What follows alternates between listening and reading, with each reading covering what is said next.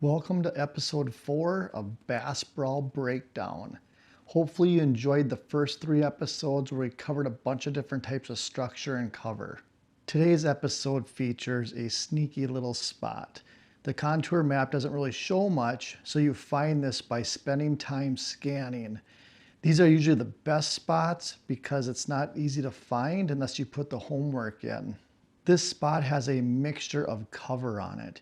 You have thick weeds, you have some rocks, bluegill beds, a little bit of gravel and sand spots, and there's no real drastic drop into deep water, but that doesn't seem to affect it that much.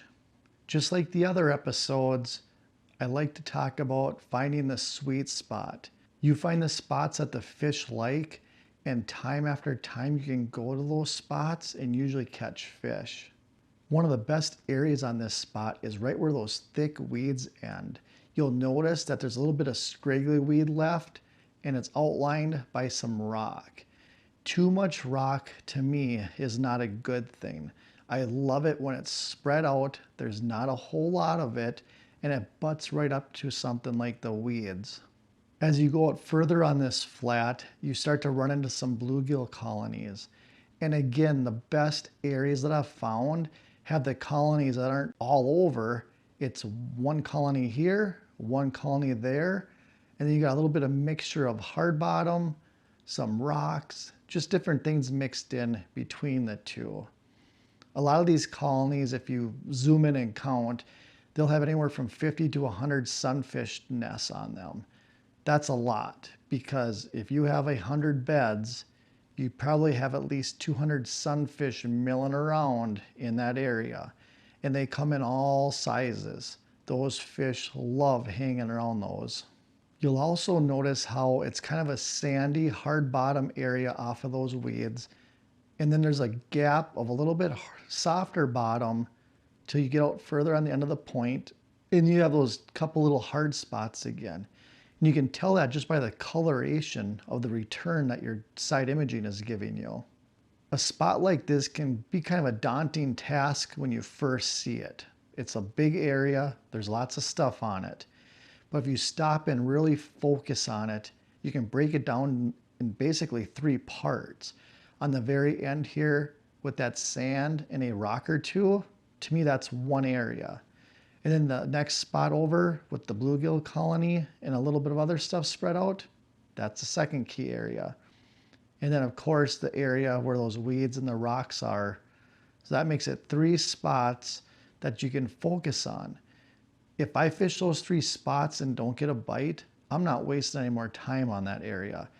Yeah, you could run into a fish here or there, but I'm looking for loads of fish. I'm playing the percentages. I want to get bit. And if I get bit, I'm going to stay around a little longer.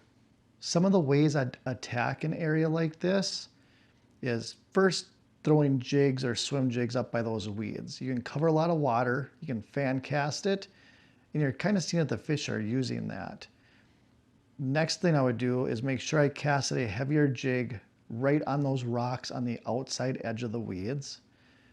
And then I'd start to pinpoint it a little more. I'd get out on those bluegill beds and drop shots right on there and work that a little bit. And then those individual bigger size rocks, I'd pull up with the 360 and I'd put my drop shot cast right on that cover because a lot of times that's where that fish is going to be up against. If they're active, they're probably milling around. They're not tied right to that rock. If they're inactive or they're resting or they're just waiting to move over and eat some of those bluegills, they're going to associate right next to that rock. So if you can use your electronics and put you right on there so your cast is on the spot, you're setting yourself up for some success fishing out there. My experience on this spot over the years has not really been that great in the spring. There's not a whole lot of shallow cover that's good for spawning and different things. There might be a fish or two, but it's never a whole lot. Where this shines is in that post spawn. Again, when those bluegills start bedding, it's a food source and it pulls those fish in. If you watch the previous episodes, you'll start to see the pattern that I key on a ton, and that is bluegill bedding colonies. When those sunfish are in there making nests, it's such an easy food source for those bass, and they're never going to be real far away. If I find beds, I find bass. It's as simple as that.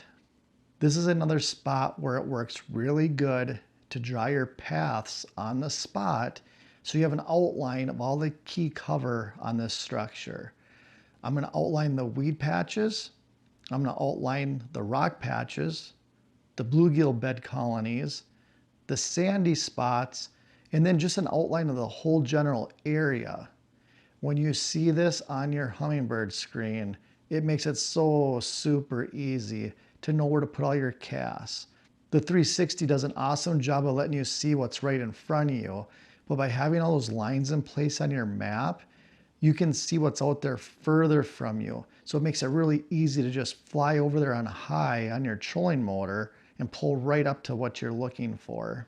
How much time do you spend scanning? How would you attack this area?